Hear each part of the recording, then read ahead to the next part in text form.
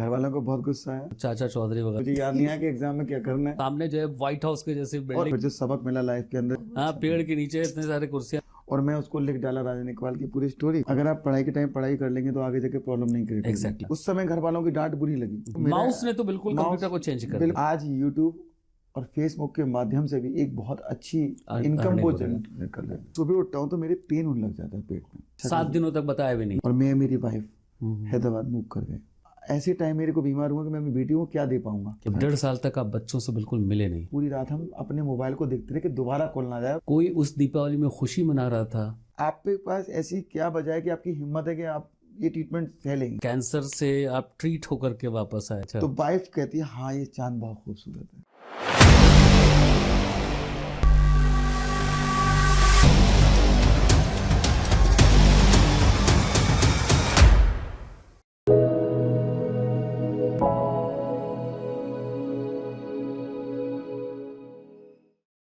नमस्कार, मैं शाहिद इमाम आप सभी का खैर मकदम करता हूं अपने प्रोग्राम यादों के सफ़र में।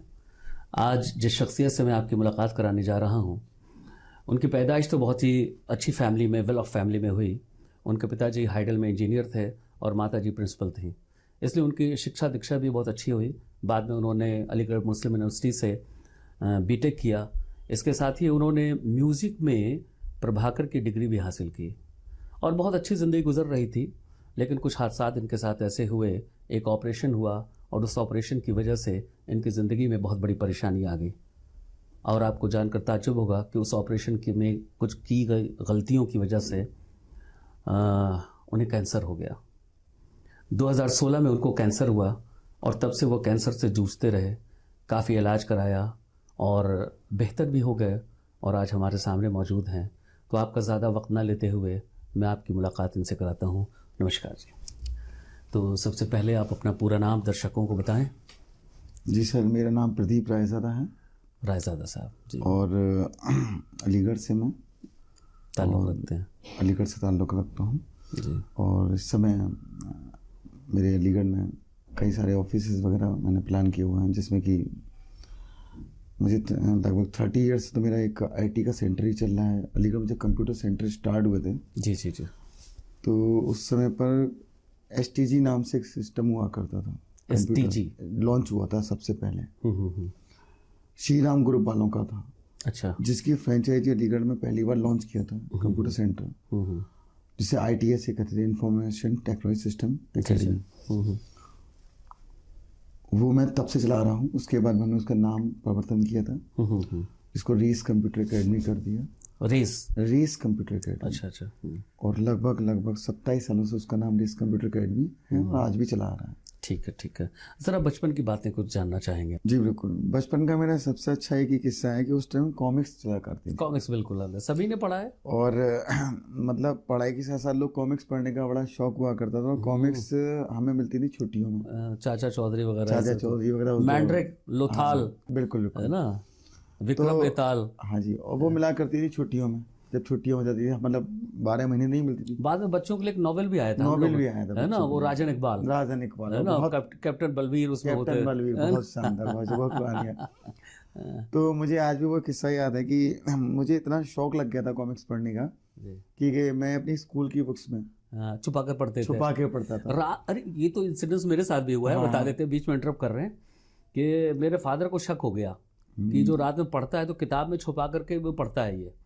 तो फिर उन्होंने अपने कमरे से बोला कि अब तुम जो भी पढ़ोगे वो जोर जोर से पढ़ना। तो मैथमेटिक्स का जो सॉल्व करते थे तो वो भी 2 + 2 = 2 फला, वो बोलना पड़ता था ताकि वो दूर से सुनते रहे कि वो पढ़ रहा है। सेम ही रहा है आपका ये मतलब सीन, क्योंकि यही हुआ कि जब मैं घर वाले बोलते थे कि मतलब काफी लेट तक पढ़ने लगा है बच्चा। अच्छा। तो थोड़ा शक होने लगा उन लोगों को कि इतना लेट कैसे पढ़ रहा है? इतना लेट ये पढ़ता कैसे है भाई। तो एक दिन अचानक मेरे फादर को बुक में मेरी कॉमिक्स मिल गई। और फिर जो हुआ वो तो आप समझ ही सकते हैं क्योंकि सेम ही आपके साथ हुआ है। तो वो जो उस टाइम का किस्सा था वो इतना मतलब हो गया, दिल पे लग गया कि आज तक मुझे वो किस्सा याद है कि उस टाइम पढ़ाई में हम लोग कॉमिक्स लगा लिया करते थे स्कूल में। और सबसे बड़ी बात है कि एक दिन हमारे नॉर्मल एग्जाम, टेस्ट एग्जाम चल रहे थे, तो मैंने पूरा राजा इकबाल की पूरी स्टोरी लिख डाला मैंने। अच्छा। और अच्छा, एग्जाम में लिख डाला। और हुआ ये, क्योंकि रात भर मैंने पढ़ा था उसको। अच्छा। अब वो क्या हुआ कि मैं उसे एग्जाम की प्रिपरेशन की नहीं, ये 6th क्लास की बात हो गई मेरे। तो हुआ क्या कि वो टेस्ट थे पहले, तो टेस्ट में क्या हुआ कि मेरे को राजा इकबाल का पूरा स्टोरी मुझे याद नहीं आया कि एग्जाम में क्या करना है, और मैं उसको लिख डाला राजा इकबाल की पूरी स्टोरी, और चाचा चौधरी के कुछ किस्से, साबू के कुछ किस्से लिख डाले। अब उसके बाद जो प्रिंसिपल ने बुलाया, उस टाइम राधा कृष्ण हुआ, चाचा चौधरी और साबू लिख डाले मैंने उसके अंदर। उन्होंने बुलाया और लास्ट में ये लिख दिया, भाई पास जरूर कर देना। तो घर वालों को बहुत गुस्सा आया और उन्होंने मेरी कॉमिक्स से बंद कर दी और कहा कि अब आज के बाद कॉमिक्स मिलेंगी। तो मैं बड़ा निराश हुआ। तो बोले ठीक है, आप एक काम करो, आपके पास जितनी कॉमिक्स हैं आप देखो, अपने दिमाग लगाओ कि इस कॉमिक्स के थ्रू आप क्या कर पाओगे, क्या कर सकते हैं। तो मैं क्या बोला कि अपने घर के में ही मैंने वो कॉमिक्स से इकट्ठी कर ली और 2-4 लोगों में, फ्रेंड्स में मैंने बोल दी, क्योंकि मोबाइल होते नहीं थे उस दौर पे। तो मैंने बोल दिया जिसको कॉमिक्स चाहिए यहाँ से रेंट पे ले जाओ मेरे। अच्छा। तो पेरेंट्स को नहीं पता, वो सुबह शाम ड्यूटी जाते थे, मैं दोपहर में अपनी कॉमिक्स निकाल दिया, उससे पेमेंट आता था, मैं फिर से नई कॉमिक्स लेके आते थे। तो घर वाले बोले लाइब्रेरी बनने लगी। एक दिन पकड़ लिया कि ये कॉमिक्स आ कहाँ से रही यहाँ की। तो ये एक बहुत बड़ा किस्सा था। तो फिर जो सबक मिला लाइफ के अंदर की पढ़ाई के टाइम पे, मैं कहना चाहूँगा कि हर चीज़ का एक समय होता है। बिल्कुल। अगर आप पढ़ाई के टाइम पढ़ाई कर लेंगे तो आगे जाके प्रॉब्लम नहीं क्रिएट होगी। एग्जैक्टली। इस बात को देखिए, हम कॉलेज में क्लास में हमेशा ये कहते हैं स्टूडेंट्स को कि कुछ लोगों का जो मानना, ज़्यादातर स्टूडेंट का, कि कॉलेज मज़ा करना की जगह है, मज़ा करते हैं वहाँ उसमें। लेकिन मेरा मानना है कि अगर आपने कॉलेज में मज़े कर लिए 2-3-4 साल जो भी है, तो पूरी ज़िंदगी सज़ा में बदल जाएगा, है ना। और अगर कॉलेज में सज़ा उठा लिया पढ़ने में, तो फिर पूरी ज़िंदगी फिर मज़ा है। और इसको मैं देख चुका हूँ ऐसे कई लोगों को मेरे साथ। जो मेरे साथ के कुछ लोग, तो मैं तो समझ गया कैसे भी करके, लेकिन मेरे साथ के कुछ फ्रेंड्स थे जो चीज़ को नहीं समझे, और नतीजा ये कि आज मतलब वो ऐसी जगह पर है कि मतलब किसी शॉप पर कोई जॉब कर रहा है, कोई कहीं कर रहा है, मतलब अपने आप को डेवलप नहीं कर पाया। उस समय घर वालों की डांट बुरी लगी। जी। उस समय लगा कि बुरा किया कि हम कुछ चाहते हैं बच्चा करना, और मतलब, लेकिन मैंने अपनी लाइफ में ये एक्सपीरियंस देखा, जो आपकी बात लफ्ज व लफ्ज आपकी बात इतनी सही है कि हर बच्चे को यही समझना चाहिए कि जो पेरेंट्स हैं या टीचर्स हैं, जो भी आपके मेंटर्स हैं, वो आपको अगर कहते हैं कि स्कूल टाइमिंग में अगर आप अपनी मेहनत कर लेंगे और बेस अच्छा क्रिएट हो जाएगा, कॉलेज में अच्छा पढ़ लेंगे, तो फिर लाइफ का इंटरेस्ट और अच्छा हो जाएगा, लाइफ मतलब काफी बढ़िया हो जाएगी। जो आपको टेंशन नहीं होगी, वरना फिर आप हेट करेंगे लाइफ से, पूरी जिंदगी हमेशा प्रॉब्लम रहेगी, हमेशा प्रॉब्लम रहेगी। असल मसला क्या है ना कि वो प्रॉपर समझाने वाले और समझ करके उसको समझने वाले जरूरी होने चाहिए। और कुछ ऐसे होते हैं स्टूडेंट, आप कितना भी समझाते रहिए, वो बिल्कुल एक अलग जोन में चल रहे होते हैं, वो उसी में रहते हैं। देखिए, ये डिपेंडेंट सिर्फ जो करता है, मैं समझता हूँ सिर्फ स्टूडेंट पे करता है। हाँ। कि वो अपनी लाइफ को किस क्रिकेट पे ले जाता है। और आगे बताइए थोड़ा।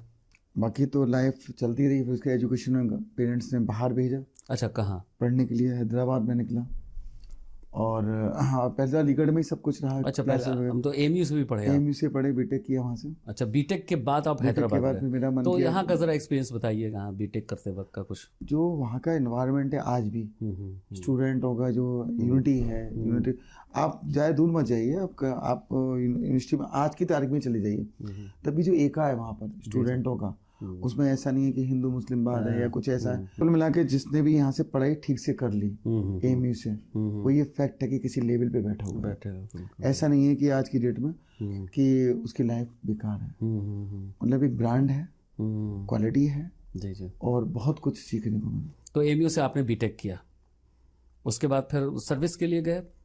नहीं, मैंने एमटेक ज्वाइन किया। अच्छा, एमटेक किया, वो भी यहीं से, एमयू से ही? नहीं, हैदराबाद से। इस बीच म्यूजिक से कैसे इंटरेस्ट डेवलप हुआ? जब हम छोटे हुआ करते थे उस टाइम पर, तो मेरे मदर ने एक सेंटर डाला, संगीत कला केंद्र, 94 की आसपास बात होगी। तो वहाँ पर प्रभाकर का शुरुआत हुई थी तब, अलीगढ़ में प्रभाकर का कराने की, म्यूजिक की डिग्री होने के लिए।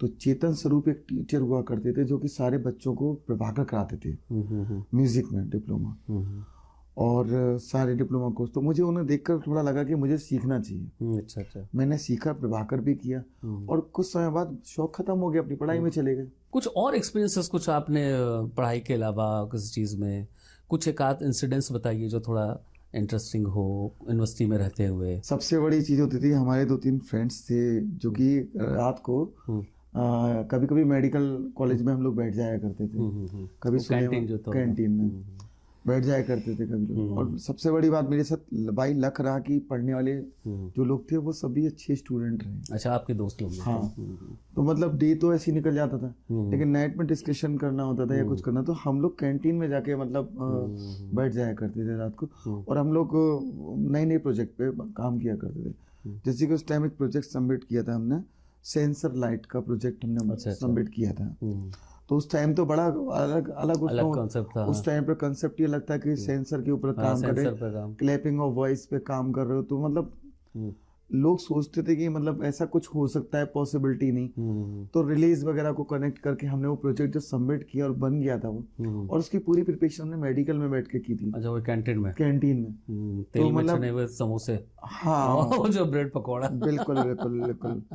और आज भी जब जाते हैं तो मतलब बड़ा अच्छा सा लगता है। तो काफी चेंज हो गया, उस दौर में कुछ इतना नहीं था, अब काफी कुछ चेंज हो गया। अच्छा, सेंट्रल लाइब्रेरी, सेंट्रल कैंटीन भी तो बंद हो गया अब। वो तो सबसे बड़ा मजेदार लगता था। सबसे ज्यादा, हाँ, पेड़ के नीचे इतने सारे कुर्सियां लगी और सामने जो है व्हाइट हाउस के जैसी बिल्डिंग। और उसी की तरह देखकर लोगों ने अलीगढ़ में बहुत सी जगह पे ढाबे और इस टाइप के कॉन्सेप्ट देने की कोशिश करी है।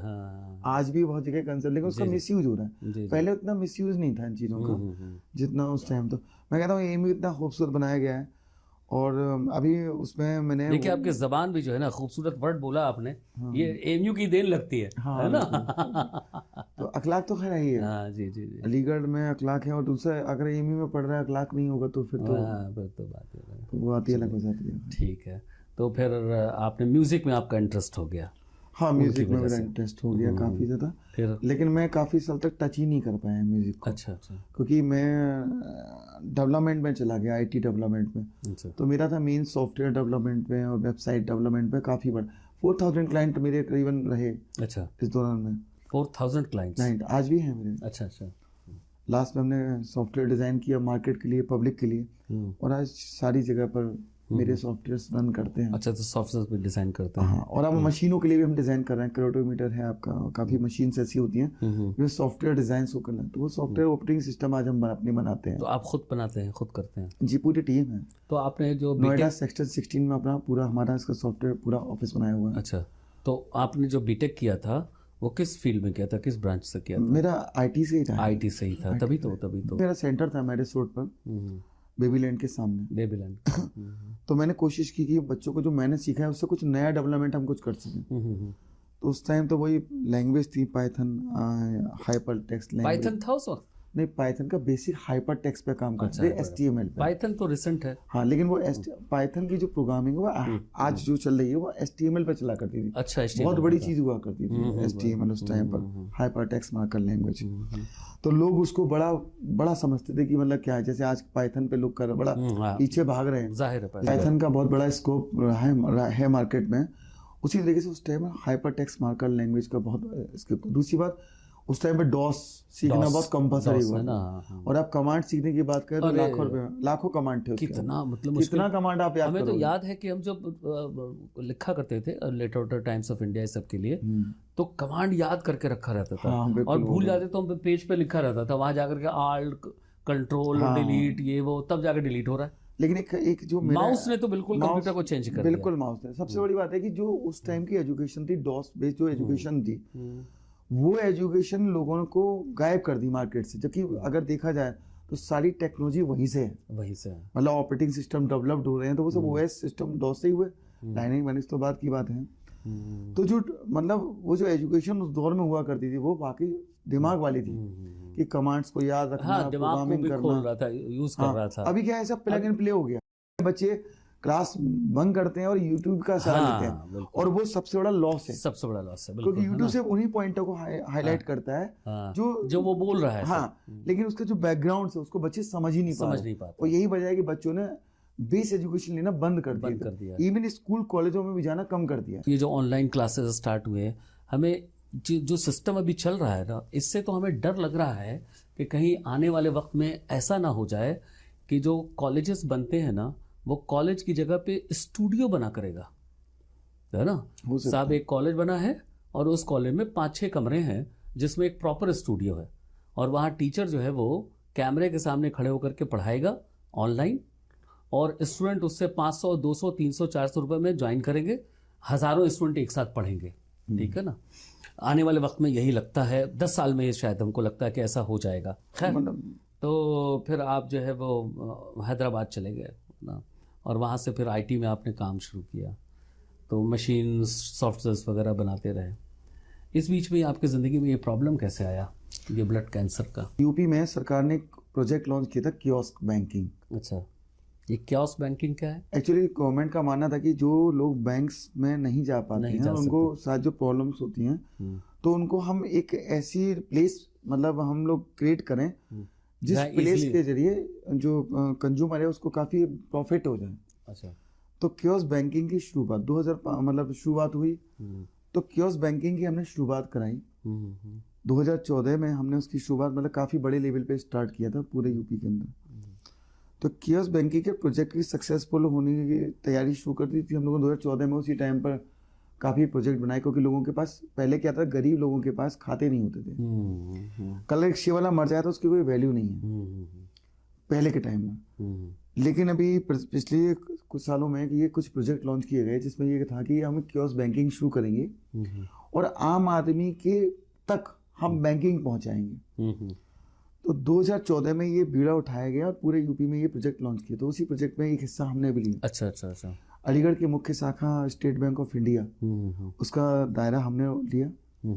हमने अलीगढ़ के अंदर 5 ब्रांचेस कंट्रोल की, जिसमें एक हमारा रहा रेल रोड ब्रांच, दूसरा रहा डीएस ब्रांच, एक शास्त्री गेट ब्रांच, और मैंने जो कमांड लिया वो लिया मेन ब्रांच पर। तो वहाँ पर हम लोग काम कर रहे थे और उस टाइम पर क्या था, 0 पैसे का खाता खोलने की मुहिम शुरू हुई थी। और उसमें क्या था, पब्लिक को हर जितने भी खाते खुलेंगे उन खातों पर लगभग 4 से 6 लाख रुपए का इंश्योरेंस दिया जा रहा था। अच्छा, आज भी देते हैं। जैसे कि गरीब आदमी जब मर जाए तो कम से कम उसके लोगों को कुछ पैसा मिल जाए। 2-4 लाख रुपए, पहले तो कुछ भी नहीं मिलता था। एटलीस्ट कम से कम आप 2-4 लाख रुपए तो मिलते ही।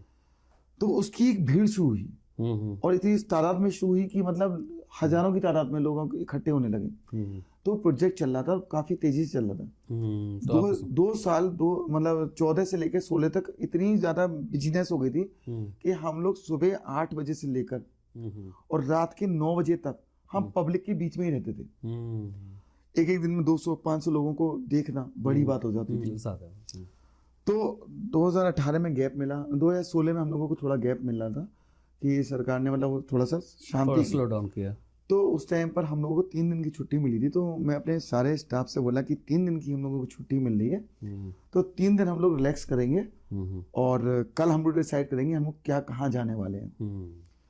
तो हम लोग घर चले जाते हैं। मॉर्निंग सुबह उठता हूँ तो मेरे पेन होने लग जाता है पेट में, और वो इस कदर हुआ कि मुझे हॉस्पिटल में जाना पड़ गया। वहाँ पता लगा कि अपेंडिक्स है, मुझे अपेंडिक्स का ऑपरेशन कर दिया। अपेंडिक्स के ऑपरेशन के कुछ दिनों बाद जब मुझे फिर से एक बार पेन हुआ तो मैं डॉक्टर, किस ईयर की बात? 2016 तो उस हॉस्पिटल का ये कहना था कि आप दिल्ली ले जाइए। और मतलब ये कह दिया। आई एम वेरी शॉक्ड कि मतलब आपके यहाँ से कोई ट्रीटमेंट हुआ है तो आपको बताना चाहिए था कि चलिए आइए देख लेता हूँ क्या प्रॉब्लम है। उसने ऐसा कोई डिस्कशन नहीं किया। उसने मुझे सीधे डायरेक्टली मुझे कहा कि आप दिल्ली चेक करने के बाद चेक भी नहीं किया, चेक भी नहीं, कॉल पे बात होती है। अच्छा, फोन किया कि ऐसे बहुत ज्यादा पेन मतलब हो रहा है तो बताइए। तो वो कहता है दिल्ली ले जाइए। कितना मतलब really I am very shocked कि वो डॉक्टर होकर जिसके यहाँ ट्रीटमेंट चला था मेरा, वो ये कहता है कि दिल्ली ले जाइए बिना चेक किए हुए। तो दिल्ली में हम लोग पहुंचे और सबसे बड़ा जो किस्सा था दिल्ली का ये था कि जब हम वहाँ ले गए तो वहाँ जाकर लगभग 7 दिन हो गए अपोलो में मेरे को। अच्छा, अपोलो में एडमिट हुए और यही नहीं मालूम पड़ रहा था कि हो क्या रहा है हमारे साथ, और पैसा अच्छा 7 दिनों तक बताया भी नहीं मालूम पड़ रहा था कि हो क्या रहा है। तो मेरे बड़े भाई साहब उन्होंने कंप्लेंट करी ऑनलाइन कि हम 7 डे से यहाँ पर हैं और अभी तक ये नहीं मालूम पड़ पा रहा कि हो क्या रहा है यहाँ, और पैसा बरकरार यहाँ खर्च हो रहा है। वो तो संडे का दिन था तो पूरी टीम वहाँ की आई। उन्होंने बताया कि आपको मालूम है आपके पेशेंट को हुआ क्या है, जिसने कंप्लेंट की आपको पता है क्या हुआ है? इनका एक ट्यूमर है जो ब्लास्ट होने की पोजीशन हो चुकी, ब्लास्ट हो चुका है। हम ये सोच रहे हैं कि इनको बचाना कैसे, इनका ऑपरेशन कैसे करना है, इनको कैसे ठीक करेंगे, क्या करेंगे, कुछ अभी प्लानिंग नहीं हो पा रही है। फिर भी हम लोग थोड़ा डर गए, घबरा गए और शांत हो गए। फिर काफ़ी ऑपरेशन वगैरह वहाँ रहे हम लोगों के। ऑपरेशन के बाद उन्होंने कहा कि अब आप घर ले जाइए। तो ये जो हम बेहतर कर सकते थे वो हमने कर दिया। ये बात आपको सब पता चल रही थी, मालूम हो रहा था? ये मुझे सब बाद में मालूम पड़ा था, क्योंकि मैं काफ़ी बीमारी की पोजीशन में था, मुझे इतना होश नहीं था। अच्छा, होश भी नहीं था। ये सब बाद में ही सब जानकारी मिली मुझे, क्योंकि दिल्ली में ज़्यादातर मैं बेहोश ही रहता था। हाँ, क्योंकि दवाइयों पे पता चल जाए तो आदमी तो ऐसे ही। तो मुझे तो ज़्यादा खैर नहीं मालूम था, लेकिन मुझे उस दिन थोड़ा क्लियर हो गया था जिस दिन डॉक्टरों की पूरी टीम आई थी। तो थोड़ा उसके बाद ऑपरेशन का जिस दिन नंबर आया तो उस दिन मैं बहुत डरा हुआ था। और मैं बहुत डरा हुआ था कि क्योंकि उससे कुछ ही समय पहले मेरी 2 बेटियां हुई थी। अच्छा, ट्विंस बेटियां। अच्छा। तो मैं बहुत डरा हुआ था कि मैंने अपनी लाइफ बहुत अच्छे से जी, मतलब मुझे अपनी लाइफ से कभी कोई शिकवा नहीं रहा। मैंने अपनी लाइफ को कभी शिकवा रहा ही नहीं। और किसी चीज़ से कोई प्रॉब्लम मेरी लाइफ में कभी रही नहीं। तो एकदम जब मेरी बेटियां, मेरी बहुत छोटी थी, 6 महीने की बेटी है मेरी दोनों, तो मैं सोच रहा था कि मतलब ऐसे टाइम मेरे को बीमार हुआ कि मैं अपनी बेटी को क्या दे पाऊंगा, क्या कर पाऊंगा। और बीमारी मुझे हल्का तो शक हो ही गया था, डाउट था मुझे कि मुझे प्रॉब्लम हो गई है। और शायद डॉक्टर ने जब बिल्कुल कंफर्म बोल दिया कि आप अलीगढ़ ले जाइए अपने शहर और जो भी कुछ होगा। अच्छा, आप दिल्ली से कह दिया अलीगढ़ ले जाइए? हाँ, मतलब उसके ऑपरेशन के बाद कुछ समय उन्होंने कहा, डिस्चार्ज कर दिया और कहा कि आप अलीगढ़ ले जाइए, जो भी है सेवा कीजिए इनकी। हम लोग टूट गए थे बिल्कुल, मेरी फैमिली बिल्कुल टूट गए थे कि मतलब होगा क्या। दिवाली का टाइम था उस टाइम पर। दिवाली से एक दिन पहले मैंने अपने ऑफिस की पूजा की थी और पूजा करने घर आ गए थे, तो मैं अपनी वाइफ बच्चों को देखकर बहुत दुखी था, काफ़ी इमोशन में आ गया था दिवाली के वक्त में। उसी रात को मेरे भाई का फ़ोन आया, वो यूएस में था, डॉक्टर है। देखिए कितना अजीब है ना। हाँ, कि दुनिया में किस वक्त कहाँ कोई उस दीपावली में खुशी मना रहा था, मैं थोड़ा गम में था और मेरा पूरा फैमिली थोड़ा दुखी था। उसी टाइम यूएस से एक फ़ोन आया कि डॉक्टर रमा रेड्डी, कैंसर के बहुत बड़े डॉक्टर हैं, वो हैदराबाद में आ रहे हैं और आप है ना कल सुबह आप हैदराबाद आ जाओ। अच्छा। अब बहुत टफ होता है कि 2 बच्चियों को छोड़कर कैसे जाया जाए। मेरी माँ 2010 में एक्सपायर हो गई थी, तो घर में ऐसा कोई नहीं था जो कि देख सके। तो हमने अपनी दोनों बेटियों को एक एक भाई को दिया। मतलब मेरी एक बड़े भाई के पास हमने बेटी छोड़ी, छोटे भाई के पास बेटी छोड़ी हमने अपनी, और मैं मेरी वाइफ हैदराबाद मूव कर गए। और पहली तो मेरी वहाँ जाने के बाद सबसे बड़ी छवि जो दूर हुई वो हॉस्पिटल को लेकर हुई। अच्छा। कि हॉस्पिटल ऐसे भी होते हैं। अच्छा, डॉक्टर ऐसे भी होते हैं। मुझे वहीं जाके मालूम पड़ा कि डॉक्टर ऐसे भी होते हैं। ये जो नॉर्थ इंडिया और साउथ इंडिया का यही तो बहुत बड़ा मतलब वहाँ का कल्चर देखकर। और वहाँ सबसे बड़ी बात, ये जो हॉस्पिटल है अपोलो के ही ब्रांच है, और ये रामचंद्र तेजा की जो वाइफ है उपासना, उन्होंने हॉस्पिटल खोला है। और सबसे बड़ी बात ये थी, पैसा ना भी होना आपके पास तो भी कोई आपसे ये नहीं कहेगा कि पहले पर्चा बनवा दीजिए। अच्छा, ये वहाँ की सबसे अच्छी क्वालिटी है। पहले पेशेंट को देखा था, पेशेंट को। और आप बिलीव नहीं करेंगे कि जो मुझे वहाँ ट्रीटमेंट मिला, जो उन लोगों ने मुझे हिम्मत दी, विश्वास दिया, जिसकी वजह से आज मैं हूँ। और तब मैं सोचा करता था, जब मैं घंटों घंटों के लिए जब मैं लेजो मशीन में रहता था, या जब हमारी मशीन पेट सिटी स्कैन एक मशीन होती थी, पेट सिटी के लिए जाना पड़ता था अंदर, तो उसमें करीब करीब 1 घंटे 2 घंटे लग जाते थे। उससे पहले हमें एक रूम में बैठाया जाता था जिसमें काफ़ी इंजेक्शन दिया जाता था, तो पूरी बॉडी इस तरीके की हो जाती थी कि फ्रिज टाइप से हो जाती थी। अच्छा। उसके बाद मशीन में डाल दिया जाता था। काफ़ी देर रहा करते थे मशीन में। हाँ, तो मैं सिर्फ तो ये मतलब किस तरह की मशीन थी? एक मतलब सेफ, जैसे सिटी स्कैन की मशीन होती है ना, उस टाइप की मशीन होती थी। उसमें क्या होता है, 2 तरह के मतलब पाइप चलते थे, जिसमें से एक से ब्लड साइड जाता था। अच्छा, इससे ब्लड निकलता था और आपका हाथ रहता था, और आप बॉडी के अंदर रेड लाइट का एक स्विच चलता था, वो दिखता था आपको सिर्फ, और आपको कुछ दिखेगा नहीं, अंधेरा भी रहता था। हाँ, सिर्फ एक रेड लाइट छोटी सी दिखती थी। तो मैं उसमें मतलब मैंने कभी इतना कितनी देर? 1 घंटा? 1 घंटा भी हो जाता था, कभी कभी लंबे टाइम। 24 घंटे की तो कीमो हुआ करती थी, और हर 3 दिन पर पेट सिटी स्कैन हुआ करता, जिसका सेम प्रोसेस था कि 1 घंटे पहले आपको रूम में रहना है, आपको फ्रिज कराना है बॉडी को, फिर उसके अंदर रहना है काफ़ी घंटों के हिसाब से। तो जब मैं उसमें रहा करता था तो मैं सोचता था कि शायद मैं यहाँ ख़त्म हो जाऊँगा। काफ़ी कुछ दिमाग में, जहन में ऐसी ऐसी चीज़ें आती थी कि मैं सोचता था कि मैंने तो लाइफ में कुछ किया नहीं, और एक तो अंधेरा और किया हुआ, और ऊपर से एक छोटी सी लाइट। तो मैं सिर्फ मतलब मेरा वो समय नहीं कटता था, ऐसा लगता था कि मैं महीनों से इसके अंदर हूँ। और उसके बाद जब मतलब बिल्कुल ऐसे आते थे कि जैसे कि शरीर में कुछ जान ही नहीं है, तो वो रूह कांप जाती थी जब हम जब टाइम आता था 3 दिन बाद जाने का, रूह कांप जाती थी कि आज फिर से मतलब आज भी अभी भी मेरे हाथ ऐसे ही हो रहे हैं, हम समझ रहे हैं, सोच रहा हूँ तो तब मैं सोचता था कि मैंने लाइफ में कभी नहीं, अब यकीन नहीं करना, मैं फेसबुक पे एक्टिव था ना, कभी मैंने इतने फोटो खिंचाए, तो मैं कहता यार मेरा तो कुछ भी नहीं है। लेकिन उस दौरान किसी ने वीडियो कॉल करी मेरी वाइफ के मोबाइल पे, तो यहाँ जीवनगढ़ के लोग कुछ थे, अलीगढ़ के कुछ, औरंगाबाद कुछ लोगों के लोग जिन्होंने मेरे लिए पूजा और नमाज रखी थी, जो वीडियो कॉल करके मेरे पास आई थी। तो मतलब वो लोग रो रहे थे और मेरे को दुआएं कर रहे थे मेरे लिए। काफी लोगों ने मतलब एक प्रोग्राम, यही है ना, देखिए यही तो मेन कल्चर है। अच्छा, मैंने कभी सोचा भी नहीं था कि ऐसा भी कुछ कोई किसी के लिए कर सकता है। तो जब कॉल आया तो मेरे नमाज भी पढ़ी जा रही है, हाँ, तो मैं मतलब वो देखकर मेरी आंखों में आंसू आ गए, मेरे डॉक्टर की आंखों में आंसू आ गए कि बोले आप ऐसा क्या करते हैं कि लोग आपको मतलब इतना मतलब प्यार करते हैं। तो मैंने कुछ नहीं, एक्चुअली एक कैंपिंग हुई थी जिसमें मैंने पब्लिक के लिए काम किया। पब्लिक शायद पता नहीं क्यों ऐसा कर रही है, अच्छा मैं भी नहीं समझ सका कि ऐसा कैसे हुआ मेरे साथ। लेकिन मैंने उस टाइम डिसाइड किया अगर मैं कभी बच गया तो शायद कुछ तो बड़ा करूंगा लोगों के लिए। और वही सोच काफी लंबे टाइम में रहा, मैं 1-1.5 साल में बाहर रहा और पता नहीं कब आऊंगा। और मेरा वो टाइम ऐसा लग रहा है, एक दिन मेरा ऐसा लगता है कि 1 महीना निकल रहा है मेरा।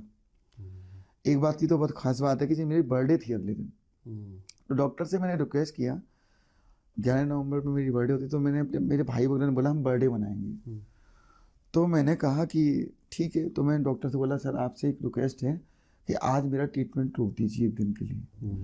तो डॉक्टर ने कहा कि कोई बात नहीं, आप सिर्फ 15 मिनट के लिए आ जाइए, छोटी सी कीमो होगी बस, वो भी आपकी उंगली से होगी। अच्छा, ये सब हाथ बेकार हो जाते हैं कीमो के टाइम पे, जब नॉन स्टॉप कीमो चलती है तो कहीं से देनी पड़ती है। तो मैं तैयार व्यार होकर गया, 15 मिनट में आ जाएंगे सोच कर गया मैं। हम सही 15 मिनट के लिए पहुंच गए। इस बार हम लेटे नहीं, बेड पर सीधे सीधे एक चेयर थी, वहां बैठ गए। उन्होंने एक नाखून में से उसको लगा दिया कीमो को, 15 मिनट में कीमो खत्म हो गई। मैं घर नहीं पहुंचा उससे पहले बेहोश हो गया और 24 घंटे बाद उठा। मतलब वो इतनी डेंजर कीमो थी वो, मतलब वो इतनी डेंजर, क्योंकि अगले दिन बड़ा सेशन था मेरा। अच्छा, तो बॉडी को रिलैक्सेशन देने के लिए उन्होंने 15 मिनट सिर्फ दिए थे मुझे। अच्छा, लेकिन उस 15 मिनट की कीमो में ये हुआ मेरे साथ कि मैं 24 घंटे के लिए होश में नहीं आया, मैं गाड़ी में बेहोश हो गया। और उसके बाद जब मुझे होश आया तो वो नेक्स्ट डे था मेरा। बर्थडे गया आपका? हाँ, बर्थडे निकल गया था और नेक्स्ट डे मेरा 12 घंटे का कीमो प्लान था मेरा। फिर दूसरे दिन फिर अलेमन डेली चलता था। तो एक सीन था कि मेरे सब, उन्होंने बड़ी प्रिपरेशन की थी मेरी बर्थडे के लिए, काफी तैयारी, लेकिन मैं मतलब मुझे होश ही नहीं था।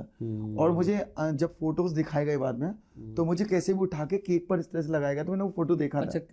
उन लोगों ने मनाई, मतलब मैं होश में नहीं था ना, मैं देख रहा कुछ, लेकिन वो सीन ऐसा था कि आंसुओं वाला सीन, जाहिर हो तो है ना, और बेहोशी के आलम में आप केक काट रहे हैं, बताइए। तो बहुत कुछ रहा उस टाइम में, काफी लोगों से मिला, सेलिब्रिटी से मिला। वहाँ एक सबसे अच्छी बात ये है अपोलो में, उस हॉस्पिटल में, कि लोग आपसे मिलने आते हैं। अच्छा, बड़ी बड़ी सेलिब्रिटीज मिलने आती हैं। अच्छा, वो इनकरेज करने के लिए, और हिम्मत खुशी देने के लिए। तो उन्होंने मुझसे कहा कि आप मतलब अपना मन लगाओ। मैंने कहा मैंने तो कुछ भी नहीं किया, काम ही करता रहा जिंदगी, पैसे ही कमाया है। तो बोलते कुछ करो। तो उस टाइम उन्होंने मुझे फेसबुक और यूट्यूब के बारे में बताया कि आप देखा करो, काफ़ी चीज़ें बताई। उन्होंने मेरा एक चैनल भी क्रिएट किया था। उन्होंने बोला आपकी कोई हॉबी है? तो मैंने कभी बचपन में म्यूजिक की हुआ करती थी, तो बोले उसको दोबारा से खड़ा करो। वही प्रभाकर वाला, जब आपका कीमो होता है तो थोड़ा देखो। तो आप इस बीच में प्रभाकर कर चुके थे ना? प्रभाकर बहुत पहले कर 96 के आसपास में प्रभाकर कर चुका था। तो उस टाइम पर क्या हुआ कि उन्होंने मतलब कहा लोगों ने कि मतलब आप यहाँ पर कुछ मतलब मन लगाइए, कुछ चीज़ हम आपके लिए ला के दें तो आपका इंटरेस्ट बना रहे। तो डॉक्टर बोलता है अच्छा एक सवाल का जवाब दीजिए, आपके पास ऐसी क्या वजह है कि आपकी हिम्मत है कि आप ये ट्रीटमेंट सह लेंगे? क्योंकि आखिरी ट्रीटमेंट है, अगर इसमें सब कुछ होगा तो ठीक है, 10 साल की गारंटी ले लूंगा अगर आप ये ट्रीटमेंट सही से ले गए। क्योंकि वो ट्रीटमेंट जो टोपोथेरेपी ट्रीटमेंट है वो सबसे आखिरी ट्रीटमेंट होता है एक्चुअली। अच्छा, लेजोथेरेपी होता है, उससे पहले आपका कीमो सेशन होता है। एक ट्रीटमेंट होता है टोपोथेरेपी नया ट्रीटमेंट शुरू हुआ है मार्केट में। तो उसमें क्या होता है कि आपकी बॉडी के हिस्से के लिए एक मास्क तैयार होता है, गर्म लेयर से बनाया जाता है। आपकी बॉडी पे गर्म लेयर डाली जाती है, उसी का मास्क बनाया जाता है। मास्क के थ्रू लेजोथेरेपी की जाती है। उसके बाद टोपोथेरेपी होती है। तो वो बहुत दर्द वाला सीन होता है फिर वो सबके। तो उन्होंने मुझसे पूछा कि आपके पास ऐसी कोई वजह है कि आप ये सब सह पाएंगे? मैंने, मेरे पास सबसे बड़ी वजह है कि मैं अपनी बेटी, मतलब मैंने अपनी लाइफ इतनी बढ़िया जी है, तो क्या मैं अपनी बेटी को कुछ भी नहीं दे पाऊंगा? मुझे इतना समय मिल जाए कि मैं अपनी बेटी को दिखा सकूं, सक्षम बना सकूं, नहीं भी बना सकूं तो कम से कम मुझे जान सके। वो 6 महीने मैं छोड़ के आया हूँ, वो चल भी नहीं सकती हैं। अब मैं जब लौटूंगा पता नहीं कब लौटूंगा और किस हाल में देखूंगा बेटी को। हो सकता है वो चलना भी शुरू कर दे, बोलना भी शुरू कर दे, मुझे नहीं मालूम किस हाल में होगी। इनकी माँ मेरे साथ है और ये बहुत बड़ी बात होती है कि माँ अपनी बेटी को छोड़कर मेरे साथ, मतलब माँ का बड़ा कलेजा चाहिए किसी को अपने बच्चों को छोड़ने के लिए। मेरी पत्नी में अपना बच्चों को छोड़कर आज यहाँ पर आई हुई है, तो मेरे लिए इससे बड़ा जीने का तरीका क्या होगा कि मेरे पास तो इससे बड़ा सब्जेक्ट ही कुछ नहीं है भाई। मेरे तो सपने सब खत्म हो गए जीने का। अब मेरा सपना रीजन तो यही है कि मैं, और आप बिलीव नहीं करोगे, मैं सिर्फ एक ही बार लाइफ में व्हील चेयर पे गया था, उसका कभी, जिस पर मेरी नस, कीमो से मेरी नस फट गई थी हाथ की। अच्छा। तो एकदम ब्लड लीक कर गया था, पूरी बॉडी से पंपिंग कर गया था। तो उस टाइम मेरे शरीर में जान नहीं रही थी, तो उस टाइम मुझे एक बार व्हील चेयर पे लगा, अदरवाइज मैं कभी व्हील चेयर पे नहीं गया। पूरी कोशिश मेरी होती थी कि 12 घंटे कीमो के बाद भी कम से कम मैं 15 मिनट अपने आप को रिलैक्स कर सकूं, योगा कर सकूं, कुछ कर सकूं। और मैं करता हूँ, आज भी करता हूँ। और काफ़ी कमज़ोर था मैं, 39 kg का वेट था मेरा उस टाइम पर। तो वो एक सीन था जो किसी की ज़िंदगी में नहीं आना चाहिए। और मैं सबसे बड़ी अपनी फैमिली का इतना बड़ा एहसानमंद हूँ, मेरे भाइयों का। मेरे फादर, जो मेरे भाई हैदराबाद में थे, उन्होंने मुझे ऐसा रखा था जैसे एक बेबी रखते हैं। मतलब मुझे कोई सी चीज़ की कभी कोई कमी नहीं। 2 नर्सेस रहती थी मेरे साथ, मेरी गाड़ी हमेशा अवेलेबल, ड्राइवर अवेलेबल। मतलब मुझे कभी दर्द नाम की चीज़ नहीं होने दी कि मैं, मतलब मुझे कुछ टेंशन ही नहीं थी किसी की। मेरे बच्चे कैसे हैं? बिल्कुल अच्छी। मेरे भाइयों ने ऐसी परवरिश बढ़िया दी। मैं कहाँ पर हूँ, मुझे कुछ चिंता ही नहीं करनी। इवन आप बिलीव नहीं करोगे, मुझे पैसे की भी टेंशन नहीं थी। मुझसे पहले बिलिंग देने से पहले मेरे भाई पेमेंट कर दिया करते थे। मतलब मेरी फैमिली इस मामले में, मतलब बेस्ट फैमिली मानता हूँ। मेरे हर कदम पे मेरे साथ, आज भी मेरे हर कदम में मेरे साथ। फैमिली ने बहुत साथ दिया आपका, जो है हमेशा देती है और आज भी मेरे साथ। देखिए, जाहिर है ऐसे वक्त में अगर फैमिली नहीं साथ देगी तो फिर कब, है ना? फिर तो वो फैमिली है नहीं। फिर तो फैमिली का तो यही मतलब ही है। आप बिलीव नहीं करेंगे, मुझे ऊपर वाले ने जो जन्म दिया, मैं इसका इतना शुक्रगुजार हूँ कि मुझे ऐसा परिवार दिया है जिसने बचपन से लेके आज दिन तक, शायद मेरी कोई ख्वाहिश होगी जिसे पूरी नहीं की हो, शायद कोई ख्वाहिश होगी जिसे मेरे घर वालों ने, मेरे भाइयों ने या मेरे परिवार ने मेरी पूरी, और भगवान ने मेरी को जो वाइफ भी वो भी ऐसी दे दी, मेरी पत्नी भी ऐसी मुझे दी है जो मेरे हर कदम पर मेरे साथ है। मैं जितनी तारीफ करूँ उतनी कम है, हर कदम में मेरे साथ खड़ी रहती है। तो ये बड़ी चीज़ हो जाती है मेरे साथ। और आज मैं इतनी कामयाबी तक पहुंचा, आज मैंने इतने सारे शोरूम्स लॉन्च करे, आज कॉलेज लॉन्च करने जा रहा हूँ धनीपुर पे। अच्छा अच्छा। इसके अलावा मैंने आज काफ़ी सारी चीज़ें लॉन्च करी। तो मैंने कॉलेज किस चीज़ का स्टार्ट कर रहे हैं? मैं अभी डिग्री कॉलेज प्लान कर रहा हूँ। मॉन्टेसरी स्कूल ऑलरेडी हमारा है, इंटर कॉलेज ऑलरेडी है। म्यूजिक में हम बात कर रहे थे तो म्यूजिक में थोड़ा सा इंटरेस्ट लेना शुरू किया।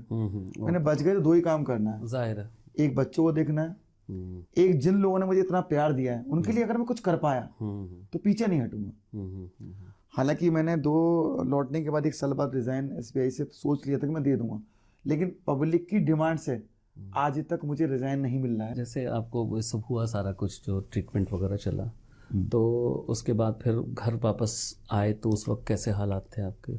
मेरे हालात मैं आपको बताऊं, पहले तो घर जाने में भी 2 प्रॉब्लम्स क्रिएट हुई मेरे साथ। पहली प्रॉब्लम तो ये क्रिएट हुई कि हम लोगों की प्रिपरेशन हो गई थी घर जाने के लिए और डॉक्टर ने डिस्चार्ज दे दिया था और कहा कि आप मतलब कल अपने जा सकते। तो हमने फ्लाइट का टिकट बुक कराया और अपनी सब पैकिंग वगैरह रेडी हो गए। रात को 11 बजे फ़ोन आता है डॉक्टर से, अभी आपका 1 सेशन और बाकी है। सेम उसी का जो लास्ट था? हाँ। आप यकीन नहीं मानोगे, सांसें रुक गई थी मेरी जब उन्होंने कहा कि 1 सेशन और बाकी है, क्योंकि 1 सेशन लंबा जाएगा 1 हफ्ते का। और मैं बहुत सारे ड्रीम देख चुका था अपनी फैमिली के लिए कि मैं जाने वाला हूँ, बच्चों से मिलूंगा और मतलब ये और वो। सर पे बाल चले गए थे, शरीर कमजोर और खुशी बच्चों में मिलने की। लेकिन जब एकदम जो कॉल आता है तो आप यकीन मानिए 1 सेकंड के लिए धड़कन रुक गई थी मेरी कि मतलब मैं मतलब क्या करूं और अब क्या होने वाला है। ऐसी क्या वजह थी कि डॉक्टर ने मुझे एकदम बुला लिया। कोई हो सकता है कोई प्रॉब्लम बड़ी हो, टेंशन बहुत बड़ी हो गई। 1 हफ्ते का खतरनाक सेशन रहा लेजर का। फिर 1 हफ्ता चला। बहुत मेगा हर्ट्स में करंट मतलब लेजर दी जाती है, बहुत डेंजर, बहुत दर्द नहीं। 1 हफ्ते का सेशन रहा मेरा। उसके बाद जब आया जाने का नंबर मेरा, तो आप यकीन नहीं मानोगे, उस पूरी रात हम अपने मोबाइल को देखते रहे कि दोबारा कॉल ना जाए। पूरी रात तब तक नहीं सोए हम। अच्छा। जब तक कि गाड़ी बाहर घर की लग नहीं गई। अच्छा। और हम एयरपोर्ट की तरफ निकल नहीं गए। अच्छा। और जब प्लेन में बैठ गए तब जाके हमने राहत की सांस ली है, ना पानी पिए ना चाय पिए, क्योंकि मिलने की, बच्चों को मिलने की बहुत ज्यादा इच्छा जग रही थी मेरी और मेरी पत्नी में। ये जो पूरा जो टर्माइल चला आपकी जिंदगी का जो टाइम था, वो कितने दिनों का रहा? लगभग 1.5 years हम लोगों ने। 1.5 साल तक। तो 1.5 साल तक आप बच्चों से बिल्कुल मिले नहीं? बहुत बड़ी फाइट रही है। अच्छा, उस वक्त जब छोड़ के गए थे बच्चे किस उम्र के थे? 6 month के बच्चे। 6 महीने। जी जी। 1.5 साल यानी कि 2 साल के बच्चे हो गए। बिल्कुल। तो इस बीच में वीडियो कॉल वगैरह पे देखते? हाँ, वीडियो कॉल पे देखता था उनको, और काफी अच्छा पसंद भी, मतलब अच्छा लगता था मुझे, और चाहत उतनी ही ज्यादा बढ़ती थी। अब जाहिर वो तो होगा ही, है ना। अच्छा, जब वापस आए, है ना, तो बच्चों ने तो बिल्कुल पहचान लिया था? वीडियो कॉल पे देखते थे वो लोग। हाँ, तो मतलब तो बच्चे चलने लग गए थे। अच्छा। हाँ, जब हम गए थे गोदी में थे, चलने लग गए थे, बोलने भी लगे थे, एकदम वो पहचानने लगे। और चूंकि घर पापा कह रहे थे या नहीं? हाँ, बिल्कुल कहा उन्होंने। अच्छा। क्योंकि वीडियो कॉल पे सबसे अच्छी बात है कि उन्होंने, मेरे फैमिली ने इतना अच्छा वो रखा। हाँ, कि वो पहचानने लगे थे। तो वहाँ पे कुंडू बोलते हैं हैदराबाद में। कुंडू जो मतलब बाल चले जाते हैं उनको कुंडू बोलते हैं। अच्छा। तो मेरे बाल नहीं थे उसी समय, योगी जी वो बने थे, योगी जी को देखा करते थे। तो कहते हैं योगी जी, मतलब मुझे अच्छा, मेरे बच्चे मेरे को आपको योगी जी बोलने लगे क्योंकि बाल थे नहीं कुछ, मेरे कमजोर था शरीर मेरा। तो दोनों बच्चे योगी जी बोलते थे? योगी जी बोलने लगे। तो पापा नहीं कहते थे? उसने योगी जी बोले मेरे को। तो फिर खैर वो दिन था, लाइफ का सबसे प्यारा दिन था जब मैं अपने बच्चों को तब मिला। इतनी खुशी मिली थी मुझे जब मैंने गले से लगाया दोनों बच्चों को। कौन से टाइम पे आप पहुंचे थे? रात दिन? मैं नून में पहुंचा था, लगभग 11-12-2 बजे का आसपास टाइम। हाँ, तो फिर भी टाइम अच्छा मिल गया, शाम रात सोने से पहले तक। मतलब ये मान के चलिए कि मतलब मुझे वो जन्नत वाली फीलिंग, अरे बिल्कुल तो महसूस हुई। उसके बाद में लगभग, देखिए 2 बातें बड़ी इंपॉर्टेंट हुई ना। एक तो आप कैंसर से आप ट्रीट होकर के वापस आए, उसका ट्रीटमेंट के बाद फिर बच्चों से मिल रहे हैं, इससे ज्यादा खुशी क्या? मतलब जन्नत जिसे कहते हैं, जन्नत जैसी फीलिंग। बिल्कुल। और मैं लगभग 1.5 महीना वेट किया। एक दिन मैंने सोचा कि अपने ऑफिस एक बार चक्कर लगा दूं। तो मैं जब ऑफिस पहुंचा तो मुझे लाइफ का सबसे बड़ा दुख वहीं से मिला। अच्छा, नहीं उससे पहले भी जाएं, जैसे घर आए तो वहाँ तो हॉस्पिटल में होंगे, तो वहाँ बड़ा रिस्ट्रिक्टेड डाइट्स आपके चल रहे होंगे? आज भी चलते हैं। अच्छा, आज भी चल रहे हैं। तो फिर भी खाने की ख्वाहिश तो कुछ पैदा हुई होगी कि भाई एक आध 2 रूल ब्रेक किया जाए? नहीं, आप बिलीव नहीं करेंगे, इतने ट्रीटमेंट में मेरे सारे जितना भी इच्छाएं हैं वो खत्म हो गई। एग्जैक्टली। और मुझे कुछ भी खाने की इच्छा नहीं। हाँ, सिर्फ एक चीज मैंने पूरे ट्रीटमेंट में, बिलीव नहीं करोगे, मैंने कुछ नहीं खाया। सिर्फ एक चीज खाई, वो खाई मैंने व्हाइट वाले रसगुल्ले जो आते हैं। अच्छा। और मैंने इतने खाए कि मैं आपको बता नहीं सकता हूँ। मतलब मुझे एकदम ऐसे लगा कि मुझे कुछ खाना चाहिए। मतलब सब कुछ आता था मेरे खाने के लिए, लेकिन मैं कुछ नहीं खाया, टच ही नहीं किया मैंने कभी। जब मैं होश में आता था एक ही चीज खाता था, सिर्फ व्हाइट रसगुल्ले, और पहले 3 डिब्बे खा जाता था, फिर बेहोश हो जाता था। फिर अगले दिन उठता था, फिर रसगुल्ले खाता था, फिर बेहोश होता था। मैं मीठा कभी जिंदगी में टच नहीं किया। मैं जब तक रहा अलीगढ़ में कभी मीठा इतना नहीं खाया, कभी कभार केक नहीं खाता था मैं। और अब ये मेरा आलम बन गया है जब से लौट के आया हूँ कि सोने से पहले मुझे मीठा चाहिए। जैसे हॉस्पिटल से आप वापस आए, मतलब घर, तो आपके दिल में तो ख्वाहिश होगी कि सबसे पहले कौन दिखे, और दिखा कौन आपको? मुझे पूरी फैमिली गेट पर सारे लोग मिले। सभी मेरे नजर किस पर पड़ी सबसे पहले? होता है बहुत सारे लोगों में भी नजर पहले किस पर पड़ती है? मेरी नजर सबसे पहले मेरे फादर पे पड़ी। अच्छा, फादर पे पड़ी, क्योंकि उनकी आंखों में आंसू थे मुझे देखकर। मेरी पूरी फैमिली के आंखों में आंसू थे कि जब मैं आया था तो। और उसके बाद बस कितना मतलब इमोशनल, मतलब लेकिन मेरा सिर्फ दिमाग में था कि मैं बच्चों को कैसे भी देखूं, क्योंकि एक बेटी मेरी सो रही थी उस समय। अच्छा। और एक बेटी मेरी दूसरे भाई की मिसेज, मतलब मेरी बड़ी भाभी की गोद में। तो बस वो मैंने जाकर कुछ नहीं देखा, सबसे पहले बच्चों को गोदी में लिया, और जो आंखों से आंसू निकले हैं मैं बयान नहीं कर सकता। हम समझ सकते हैं। और मैं लगभग 1 महीना कहीं नहीं गया, सिर्फ बच्चों को ही देखा मैंने, उनके साथ रहा। 1 महीने बाद मेरी ख्वाहिश जागी। अच्छा, मदर है आपकी? मेरी मदर 2010 में एक्सपायर हो गई थी, हार्ट अटैक से। बीमार होने से पहले ही? हाँ, 2010 में एक्सपायर हो गई थी। लेकिन मेरे घर की मेरी बहू ने, छोटी वाली बहू ने, और मेरी बड़ी भाभी ने, मतलब आप बिलीव नहीं करेंगे कि कहीं कोई कमी ही नहीं छोड़ी। कितने खुशनसीब हैं एक तरह से, है ना। ऐसी फैमिली बहुत कम होती है नहीं तो ज़्यादातर जो भाभियाँ और ये सब तो थोड़ा उतना अच्छा नहीं कर पाते हैं। बेहतरीन फैमिली है, मेरा नज़र नहीं लगे, ये मेरी फैमिली माशाल्लाह। बहुत खुशी होती है ऐसी फैमिली देख करके। मतलब एक जो हमारे पेरेंट्स ने जो संस्कार दिए, जी जी जी, वो जो कल्चर दिया है उसको पूरा कल्चर निभा रहे हैं। ये जो इंडियन कल्चर है ना, वो धीरे धीरे जो है वो हम लोग लूज कर रहे हैं कहीं ना, है ना। और ये जो न्यूक्लिएटेड फैमिली वाला जो कॉन्सेप्ट आ रहा है ना, वो हमें लगता है कि बहुत जल्दी डिमिनिश करेगा, ये ख़त्म होने वाला है। बिल्कुल, क्योंकि न्यूक्लिएटेड फैमिली में इतने प्रॉब्लम्स हैं। आपका बच्चा है, आप सर्विस में कैसे करेंगे आप मैनेज उसको? पॉसिबल नहीं है, ठीक है ना। अच्छा, साउथ के अंदर मैं देखा कल्चर बहुत अच्छा लगा मुझे, क्योंकि मेरे भाइयों की शादी साउथ में ही हुई है सब। अच्छा, तेलंगाना लड़कियां हैं सब। अच्छा, हाँ, हम लोग का कास्ट का ऐसा कोई नहीं रखता। नहीं ठीक है, अच्छी बात है। तो हुआ क्या कि शादी अटेंड कर रही थी, पहली शादी थी तेलंगाना में। तो एक रस्म होती है, बड़ी खूबसूरत रस्म होती है, उसमें दूल्हा और दुल्हन को दिन में ही शादी होती ज़्यादा, साउथ के अंदर नाइट में नहीं होती ज़्यादा, दिन में होती है। तो नून के टाइम जब शादी खत्म हो जाती है तो दुल्हन को लेकर आता है दूल्हा, और दुल्हन से कहता है कि देखो कितना अच्छा चांद निकला हुआ है दिन में, दून। अच्छा। तो वाइफ कहती है हाँ ये चांद बहुत खूबसूरत है। उसके बाद वाइफ पूछती है तारे भी आज बहुत खूबसूरत। तो हस्बैंड कहता है हाँ जी तारे भी खूबसूरत। मतलब इस रस्म को इसलिए निभाया जाता है कि अपने हस्बैंड की बात आप नहीं काटेंगे, वाइफ हस्बैंड की बात नहीं काटेगा। ये वही बात है, तुम दिन को कहो रात तो हम रात कहेंगे। हाँ, बिल्कुल एग्री। और आप यकीन करो वो सिर्फ रस्म नहीं है, उनको वो लोग निभाते भी हैं। ये मैंने देखा है। जैसे मैं जब बीमार था तो मैं अपने भाइयों के साथ था वहाँ हैदराबाद में, तो मैंने देखा कि मतलब मैं इतना लंबे टाइम वहाँ रहा, तो कभी तो कुछ ऐसा सीन होता है कि लगे कि हाँ ऐसा हुआ है। मैंने इतने टाइम में कभी यही नहीं देखा कि दोनों एक दूसरे कभी कोई बात ही काटी होगी। मतलब मैंने कभी देखा ही नहीं। अगर एक ने फाइनल कर दिया वो बात फाइनल, उस पर कोई डिस्कशन ही नहीं हुआ। मतलब मैंने बोला यार जो रस्म शादी में थी वो लाइफ में भी अमल करते हैं, फॉलो करते हैं। तो मतलब आप देखिए जो 7 फेरे होते हैं उसके बाद यही सब तो बातें होती है। हाँ, लेकिन लोग भूल जाते हैं लोग। लेकिन वहां पर हर रस्म को अच्छे से, मतलब मैं सोचता हूँ कि ऐसा ही होना चाहिए, कभी लड़ाई नहीं हो सकती पब्लिक। फिर जिंदगी कैसे शुरू हुई? फिर दोबारा तो आपकी ख्वाहिशात जागने शुरू होंगे, क्योंकि इंसानी फितरत है ना, कि वो फिर जैसे ठीक होता है तो वो फिर अपने नॉर्मल लाइफ में आने की कोशिश करता है। बिल्कुल मेरे साथ भी सर ऐसे ही था। तो मैंने सोचा कि मैं अपने बिना स्टाफ को बताए हुए एक दिन ऑफिस पहुंचूंगा। अच्छा। तो मैंने अपने ड्राइवर से कहा कि मुझे लेकर ऑफिस पहुंचो। तो हमने किसी ऑफिस को बताया नहीं था। मेरे बाकी ऑफिस तो सबसे चल रहे थे, लेकिन एक सिविल लाइन में मेरा जनकपुरी में एक ऑफिस है, मुझे उससे खास लगाव रहा है उस ऑफिस से। अच्छा।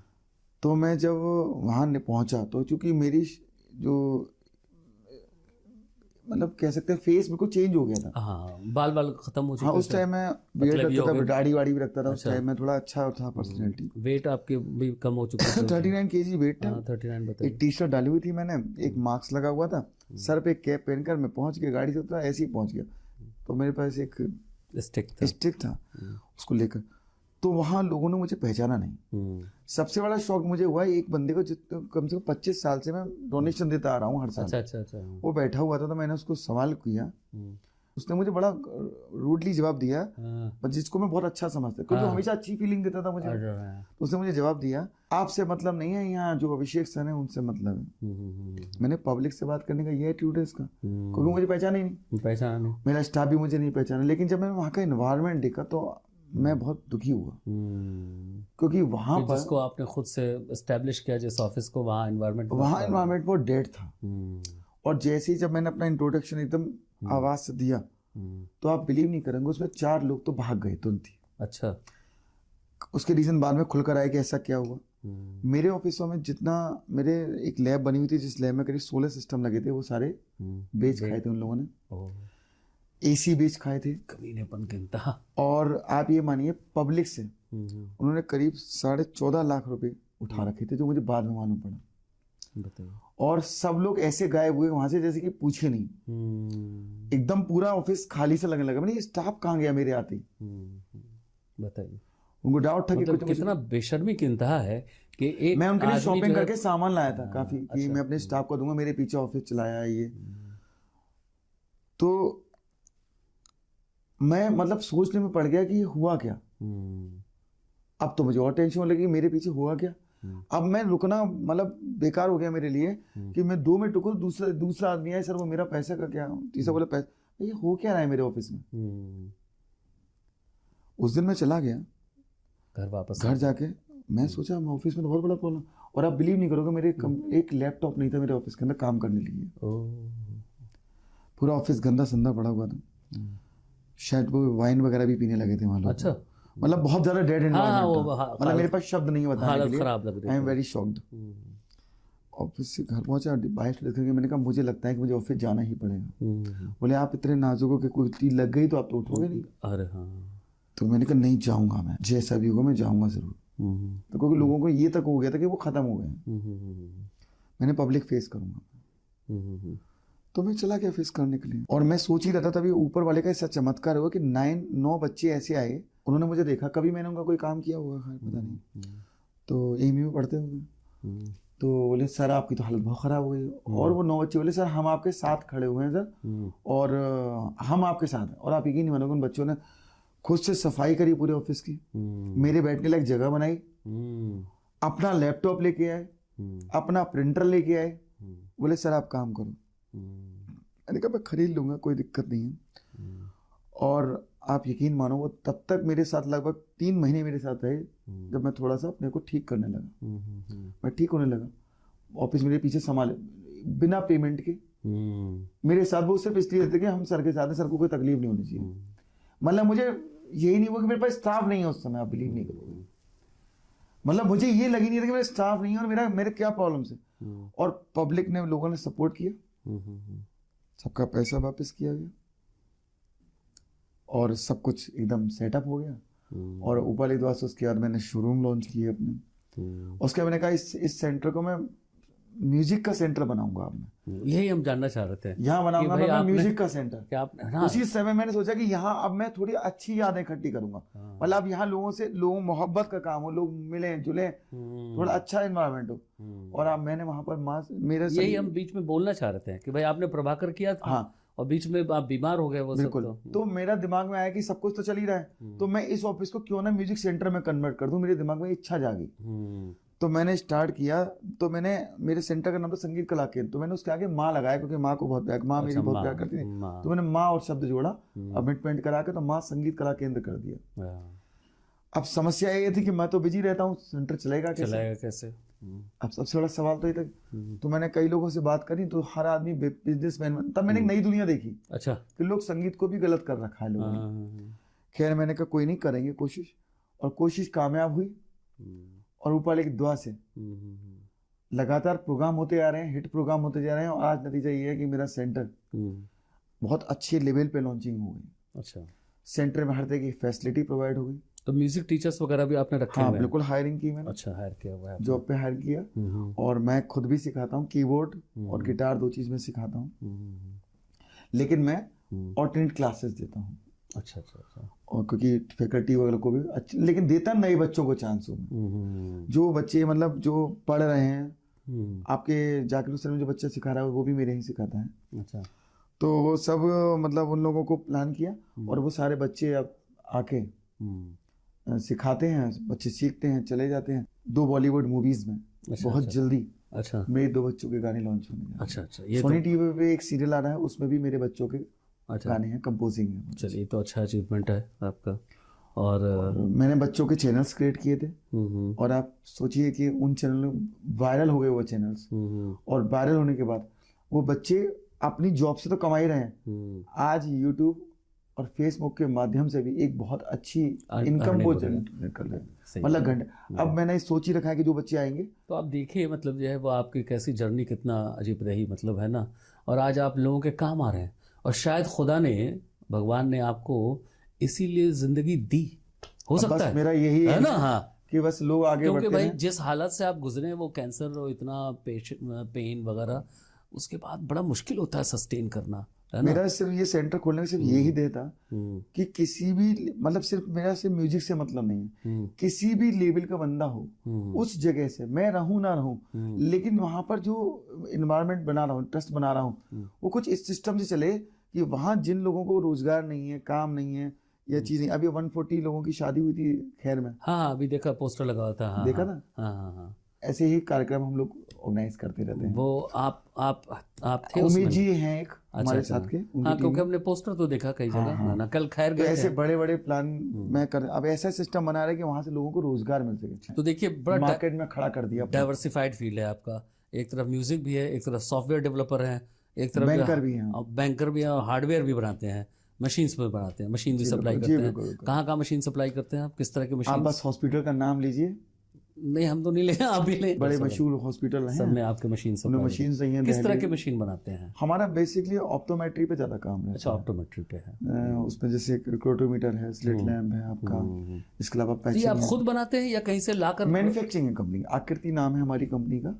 तो मैन्युफैक्चरिंग करते हैं तो मतलब हैदराबाद में मेरे भाई डॉक्टर हैं, उनकी अंडर में उनकी कंपनी बनी हुई है, वो मैन्युफैक्चरिंग करवाते हैं पूरे पार्ट्स, सारे पार्ट्स इंपोर्ट करके पूरी मशीनें होती हैं। अच्छा। इवन जो स्पेक्स आप पहने हुए हैं, वो स्पेक फ्रेम्स वगैरह सब डिजाइन हमारे यहाँ होते हैं। अच्छा। गवर्नमेंट टेंडर्स हमारे पास, इतनी सारी चीजें है ना। और इसका यूपी, बिहार, पंजाब 3 जगह स्टेट में देख रहा हूँ, और यहाँ पर पूरा का पूरा नेटवर्क मेरे पास है। चलिए, तो अच्छा। इसके अलावा आप ये अलीगढ़ हेल्थ केयर मैगजीन जो आपने सुनी होगी, जो एयरपोर्ट्स पे मिलती है। तो आपने इतनी सारी चीजें करने के बाद भी म्यूजिक में एंगेज रह लेते हैं, कैसे टाइम कैसे मिल पाता है? इवनिंग का टाइम ही रखा है, क्योंकि मॉर्निंग से तो हम लोग बिजी रहते हैं, तो इवनिंग का 4 o'clock से हम लोग उसे मैक्सिमम टाइम देते हैं, 2-3 घंटे, तो अच्छे से देते हैं। बहुत बहुत शुक्रिया, और बहुत अच्छा लगा आपसे मिल करके, और आपकी हिम्मत को देख करके, और आप जिस तरह से काम कर रहे हैं उस सब को देखकर बहुत ज़्यादा इंस्पायर हुए। और चलिए, फिर कोशिश करेंगे अगली मुलाकात हो आप जल्द से जल्दी। अभी बच्चों को लॉन्च होने के बाद एक बार फिर से मुलाकात होगी। अभी हम लोग उसका टीजर लॉन्च करेंगे। बुलाइएगा, तो जरूर आएंगे। इसके साथ ही हमारा आज का ये प्रोग्राम यही खत्म होता है। अगले एपिसोड में फिर आपसे मुलाकात कराएंगे किसी ऐसी शख्सियत से। तब तक के लिए हमें इजाज़त दें। नमस्कार।